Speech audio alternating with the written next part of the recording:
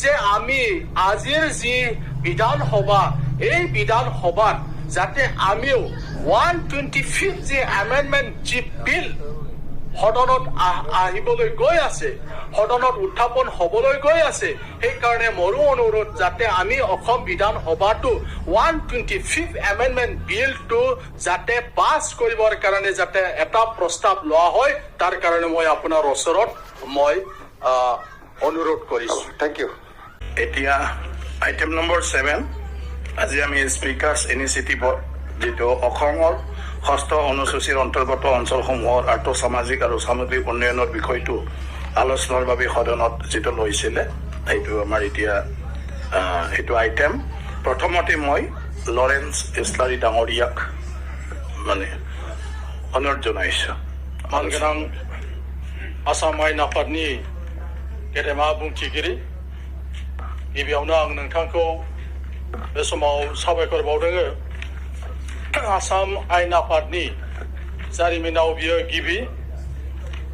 दिनै आसाम आयेन आफादनि जे जथुमा, बे जथुमाखौ आसाम आयेन आफादनि जाफ्लायबाय थाग्रा दिसपुरनिफ्राय बाहेरायाव लाबोनानै खुंनाय जे जथुमा, दिनै बिटिआरनि जे एसेम्बलि क'क्राझाराव बे जथुमाखौ खुंफैनायनि थाखाय गिबियावनो आं नोंथांखौ साबायखर बावदों। बिटिआर ओनसोल एबा 6 सिडुलनि सासे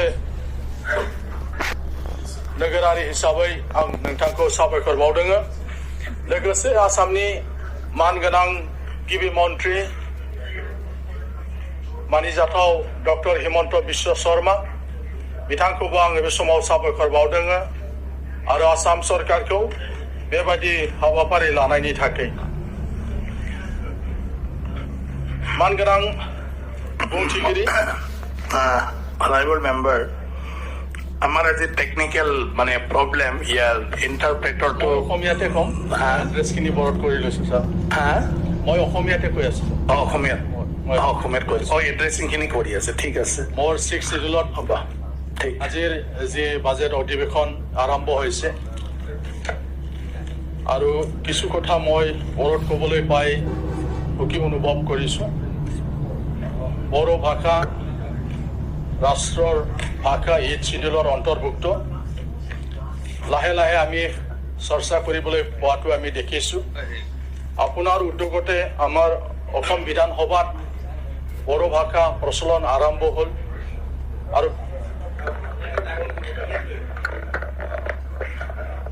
আৰু বিভিন্ন চৰকাৰী বিষয়াসকলকো বা কৰ্মচাৰীসকলকো আজি ট্ৰেইনিং দিয়াৰ যি ব্যৱস্থা আপুনি কৰি আছে তাৰ বাবে মই ধন্যবাদ জ্ঞাপন কৰোঁ। মাননীয় অধ্যক্ষ মহোদয়, আজি যি শিতানটো স্পিকাৰ ইনিচিয়েটিভত লোৱা হৈছে তাৰ বাবে সঁচাকৈ আপোনাক ধন্যবাদ জ্ঞাপন কৰিব লাগিব। এইটো এটা ইতিহাস যে অসমত কোনোদিনে অসম বিধানসভাৰ বাহিৰত হোৱা নাছিলে। আজি প্ৰথমবাৰৰ কাৰণে 6 চিডিউল বিটিআৰৰ হেডকোৱাৰ্টাৰ কোকৰাঝাৰত বিটিআৰৰ এছেম্বলি হলত হৈ আছে আৰু লগতে স্পিকাৰৰ যিটো উদ্যোগ, স্পিকাৰ যি ইনিচিয়েটিভ, সেই ইনিচিয়েটিভত আপুনি যিটো বিষয় আলোচনাৰ কাৰণে সুযোগ দিলে তাৰ বাবেও মই আপোনাক ধন্যবাদ জ্ঞাপন কৰিছোঁ। অসমৰ 6ষ্ঠ অনুসূচীৰ অন্তৰ্গত অঞ্চলসমূহৰ আৰ্থ সামাজিক আৰু সামগ্ৰিক যি উন্নয়ন, এই বিষয়ে আজি যে সদনত মুকলিকৈ আলোচনা কৰাৰ কাৰণে যি কাৰ্যসূচী লোৱা হ'ল তাৰ বাবে সঁচাকৈ আপোনাক ধন্যবাদ জ্ঞাপন কৰিব লাগিব। মাননীয় অধ্যক্ষ মহোদয়, 6 চিডিউলৰ ডেভেলপমেণ্টৰ কথা ক'বলৈ যাওঁতে কিছু কথা মই কৈ ল'ব বিচাৰিছোঁ। কেনেকৈ আমাৰ অসমত বা নৰ্থ ইষ্টত আমাৰ 6 চিডিউল আৰম্ভ হ'ল, এই কিছু কথা মই সদনত ক'ব বিচাৰিছোঁ। 1929 চনত শ্ৰীমদ গুৰুদেৱ কালীচৰণ ব্ৰহ্মই সেই ব্ৰিটিছৰ সময়তেই 1929 চনত তেখেতে চাইমন কমিশ্যনত লগ কৰিছিলে শ্বিলঙত আৰু তেখেতে মেমৰেণ্ডাম সেই সময়ত তেখেতে ছাবমিট কৰিছিলে স্বাধীনতাৰ আগত।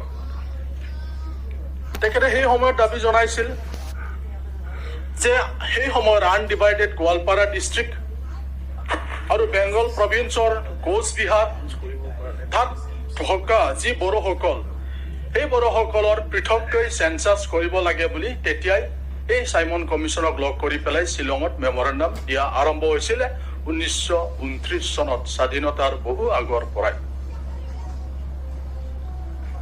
তাত কোৱা হৈছিল আকৌ যে separate representatives in the local bodies, যেনেকে আজি বিভিন্ন নিকায় নিগমবিলাকত বিভিন্ন সুযোগ সুবিধা দিয়া হয়। সেই সময়ত নিশ্চয় তেখেতে অনুভৱ কৰিছিল যে লোকেল বডিজ বিলাকতো আমাৰ মানুহবিলাকক যাতে তাত ৰিপ্ৰেজেণ্ট কৰা হয়, সেই দাবীটো তেখেতে সেই সময়ত উত্থাপন কৰিছিলে। ইয়াৰ পিছত যদি চোৱা যায় 1933 চনত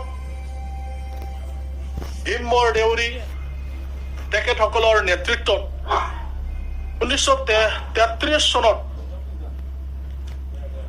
সেই সময়ত ট্ৰাইবেল লীগ, অসম ভৈয়াম ট্ৰাইবেল লীগৰ জন্ম হৈছিল। ট্ৰাইবেলসকলৰ অধিকাৰৰ কাৰণে কথা কোৱা হৈছিলে।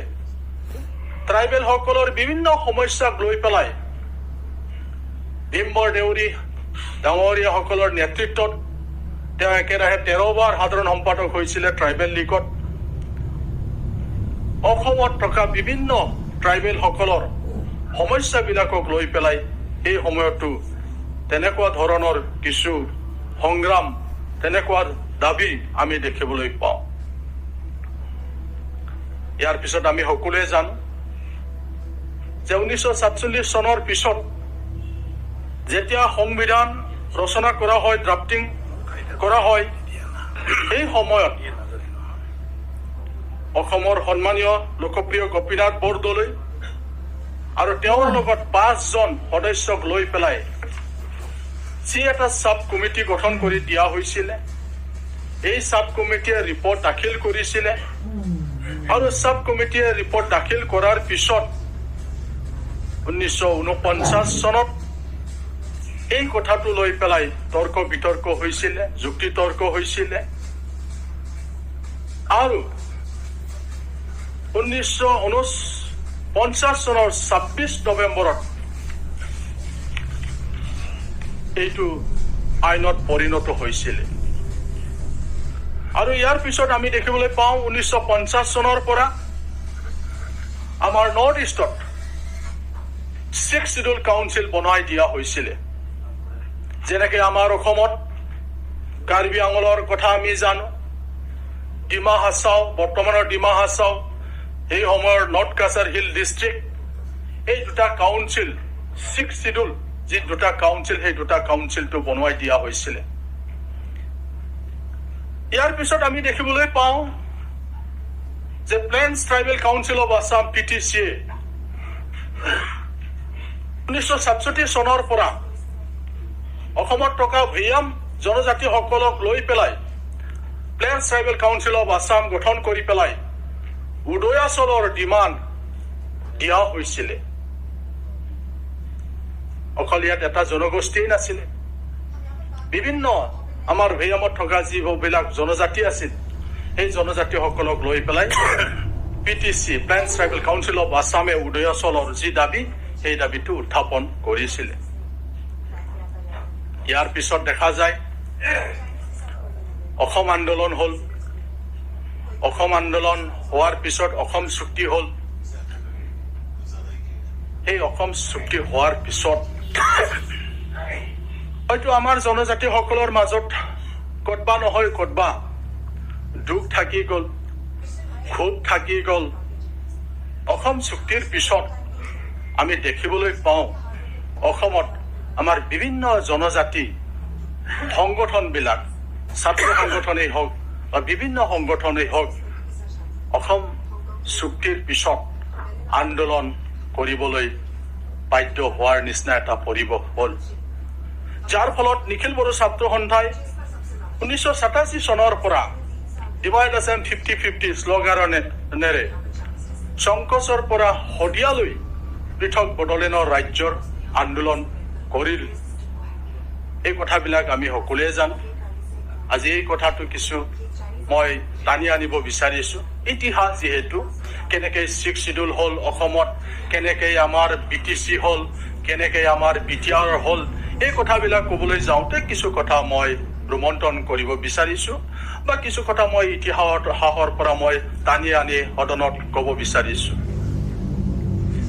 সন্মানীয় অধ্যক্ষ মহোদয়, যে আমি এই কথাবিলাক সকলোৱে জানো যে বড়োফা উপেন্দ্ৰনাথ ব্ৰহ্মৰ নেতৃত্বত নিখিল বড়ো ছাত্ৰ সন্থাই পৃথক বড়োলেণ্ডৰ আন্দোলন কৰিলে। বড়োফাৰ অকাল মৃত্যুৰ পিছত সেই নেতৃত্ব বেলেগে দায়িত্ব ল'লে। ইয়াৰ পিছত এটা চুক্তি হ'ল 1993 চনত BAC Bodoland autonomous council state এগৰ আধাৰত আছিলে, ষ্টেট এগৰ আণ্ডাৰত আছিলে BAC চুক্তিটো। কিন্তু সেই BAC চুক্তিটো আনকনষ্টিটিউচনেল, ছেফগাৰ্ড নথকা, ৰক্ষা কৱচ নথকা হেতুকে সেই সময়ত নিখিল বড়ো ছাত্ৰ সন্থাই সেইটো ৰেজেক্ট কৰাৰ পিছত পুনৰ এটা আন্দোলন হ'ল। ৰক্ষা কৱচ বিচাৰিছে, যেনেকে আজি আমি দেখিবলৈ পাওঁ বা শুনিবলৈ পাই আছো। বিভিন্ন আমাৰ অট'নমাছ কাউন্সিল বিলাকেও কৈ আছে যে আমাক কনষ্টিটিউচনেল ছেফগাৰ্ড লাগে। নাম ক'লে হয়তো বেয়া নহ'ব চাগেই। আজি আমাৰ Mising autonomous council, Rabha autonomous council, বিভিন্ন অট'নমাছ কাউন্সিল বিলাকেও কৈ আছে যে আমাৰ কাউন্সিল বিলাকক আমাক ছেফগাৰ্ড লাগে। কি ছেফগাৰ্ড? কনষ্টিটিউচনেল ছেফগাৰ্ড, সাংবিধানিক ৰক্ষা কৱচ লাগে বুলি তেওঁলোকেও আজি কৈ আছে। সেই কথাটো নিখিল বড়ো ছাত্ৰ সন্থাই 1993 চনতে এইটো উপলব্ধি কৰিছিল। BAC চুক্তি কৰাৰ পিছত উপলব্ধি কৰিছিল যে সেইদৰে নহ'ব। আমাৰ ট্ৰাইবেল সকলৰ যদি উন্নতি যদি হ'ব লাগে, আমি যদি সাংবিধানিক যদি অধিকাৰ আমি যদি পাব লাগে, এই অঞ্চলত বসবাস কৰা লোকসকলৰ যদি উন্নয়নমূলক যদি কাম কৰিব লাগে, তেতিয়াহ'লে অট'নমাছ কাউন্সিল, ষ্টেট এগৰ আধাৰত বনোৱা অট'নমাছ কাউন্সিল যথেষ্ট নহয়, আমাক কি 6 শিডিউল লাগিব বুলি এটা অনুভৱ হৈছিল। আন্দোলন হ'ল। ইয়াৰ পিছত 2003 চনত BLTৰ লগত চুক্তি কৰিলে। বহুতো ইয়াত বড়ো দল সংগঠনো আছিলে। BLT অসম চৰকাৰ, ভাৰত চৰকাৰৰ লগত বুজাপৰাত আহি 2003 চনত BTC চুক্তি হ'ল। যি BTC 6 শিডিউল কাৰ্বি আংলঙৰ নিচিনাকে, ডিমা হাছাওৰ নিচিনাকে এটা 6 শিডিউল হয়। তথাপিও ইয়াত কিছু সংশোধন আছে, এমেণ্ডমেণ্ট।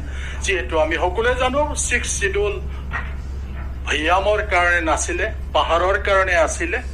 এইটো অলপ এমেণ্ডমেণ্ট কৰি ইয়াত মানে 6 শিডিউলটো বনোৱা হ'ল।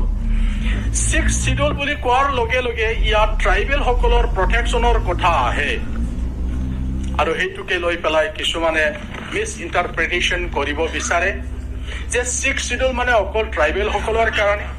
ইয়াত অনা ট্ৰাইবেল বিলাকৰ কোনো মানে সুৰক্ষাৰ কোনো ব্যৱস্থা নাই, অনা ট্ৰাইবেল বিলাকৰ কোনো মৌলিক অধিকাৰ নাই। তেনেকুৱা মিছ ইণ্টাৰপ্ৰিটেশ্যন আমি কৰাটো প্ৰায় আমি দেখো, প্ৰায় আমি শুনিবলৈ পাওঁ বা এনেকুৱা কথাবিলাক চৰ্চা চলি থাকে।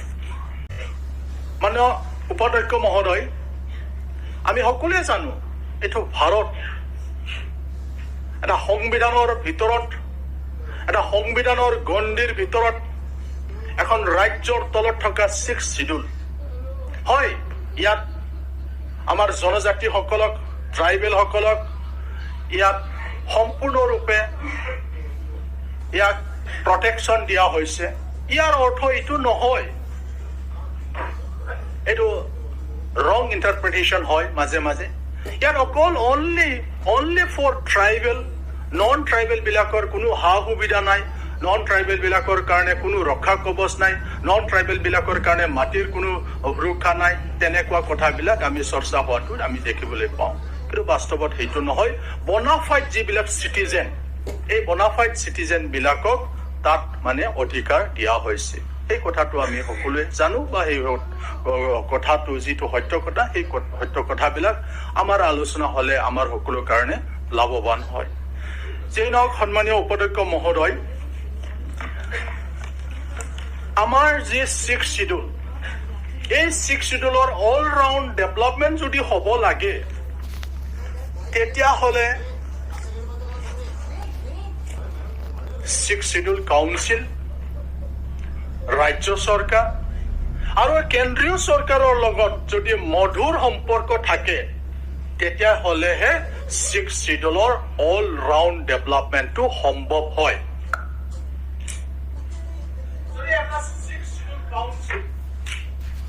ৰাজ্য চৰকাৰৰ লগত ভাল নহয়, কেন্দ্ৰীয় চৰকাৰৰ লগত যদি ভাল সম্পৰ্ক নহয়, তেতিয়া ইয়াৰ অল ৰাউণ্ড ডেভেলপমেণ্টটো আমি নিশ্চয়কৈ আশা কৰিব নোৱাৰো। আমি দেখিছো যে 1950 চনৰ পৰাই আমাৰ অসমত কাউন্সিল আছে, 6th শিডিউল। ক্ৰনলজিকেলি যদি আমি সেইটো ষ্টাডি কৰি যাওঁ, কাৰ দিনত কি হৈছে, কি হোৱা নাই, কাৰ দিনত কি পাইছে, কি পোৱা নাই, এইবিলাক যদি ক্ৰনলজিকেলি যদি আমি ষ্টাডি কৰিবলৈ যাওঁ, তেতিয়া এই কথাবিলাক আমি উপলব্ধি নিশ্চয় কৰিব পাৰিম। যদি সেই কাউন্সিল বিলাক, সেই 6th শিডিউল বিলাক ৰাজ্য চৰকাৰৰ লগত যদি ভাল নহয়, কেন্দ্ৰীয় চৰকাৰৰ লগত যদি ভাল নহয়, তেতিয়াহ'লে অল ৰাউণ্ড ডেভেলপমেণ্ট কৰাটো খুব সম্ভৱ নহয়।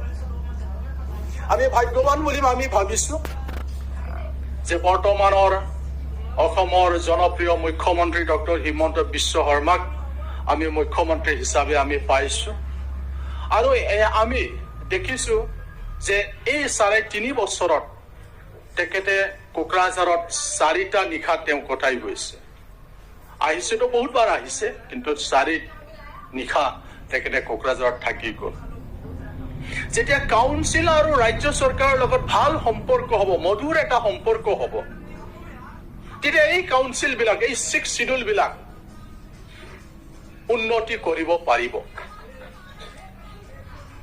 6th শিডিউল ইয়াত ট্ৰান্সফাৰ ছাবজেক্ট, যেনেকে আমাৰ চুক্তিত 40টা আছিল যদিও 39 ছাবজেক্ট ইয়াত ট্ৰান্সফাৰ ছাবজেক্ট এটাটো এতিয়ালৈকে দিয়া হোৱা নাই। 39টা ছাবজেক্ট ডিপাৰ্টমেণ্টটো আমাৰ ট্ৰান্সফাৰ ছাবজেক্ট।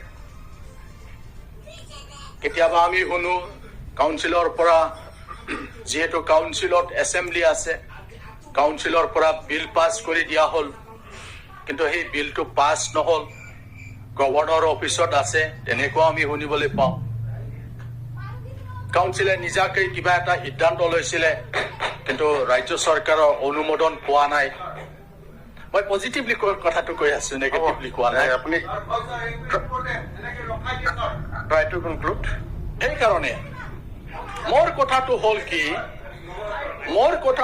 কি, আপুনি নিজৰ সময়ত ক'ব কথাটো, আপুনি নিজৰ সময়ত ক'ব কথাটো। মই পজিটিভলি কথাটো কৈ আছো যে এটা 6th শিডিউল যদি অল ৰাউণ্ড ডেভেলপমেণ্ট হ'ব লাগে, তেতিয়াহ'লে ৰাজ্য চৰকাৰ আৰু কেন্দ্ৰীয় চৰকাৰৰ লগত ভাল মধুৰ যদি সম্পৰ্ক থাকে, আমাৰ ডিপাৰ্টমেণ্ট যিবিলাক ছাবজেক্ট, এই ডিপাৰ্টমেণ্ট বা ছাবজেক্ট বিলাক এতিয়া আমি আৰামত কৰি যাব পাৰো। উদাহৰণ বহুতো আছে। বৰ্তমানৰ মুখ্যমন্ত্ৰী ডাঙৰীয়াই কৈ আছে যে ছাপ'জ আমাৰ এতিয়া ৰেকৰ্ডত স্কুল কলেজ প্ৰভিন্সিয়েলাইজেশ্যনৰ কথা আছিলে, তেখেতে কৈছে যে কলেজটো তোমালোকে লোৱা, আমি ফাইনেন্সিয়েলি হেল্প কৰিম, সেইখিনি অধিকাৰটো তোমালোকৰ আছে, যিহেতু এডুকেশ্যন ট্ৰান্সফাৰ ছাবজেক্ট, এইটো আপোনালোকে কৰিব পাৰে। তো এনেকুৱা এটা প্ৰগ্ৰেছিভ চিন্তাধাৰাৰে আমাৰ মুখ্যমন্ত্ৰীয়ে আমাৰ 6th শিডিউল বিলাকক চলাবলৈ দি আছে। Thank U. প্লিজ মাননীয় সদস্য, আমি সকলোৱে জানো আপোনাৰ পিছত আৰু 25 গৰাকী সদস্য আছে। 1 মিনিট ছাৰ, 1 মিনিটত শেষ কৰক। মই অলপ সুযোগ ল'ব বিচাৰিছো। মোৰ সমষ্টিত হৈছে 6th শিডিউলত হৈছে, 6th শিডিউলৰ ওপৰত আলোচনা কৰিবলৈ এটা ছাবজেক্ট লোৱা হৈছে। 2টামান কথা কৈ পেলাই মই সমাপ্ত কৰিব বিচাৰিছো।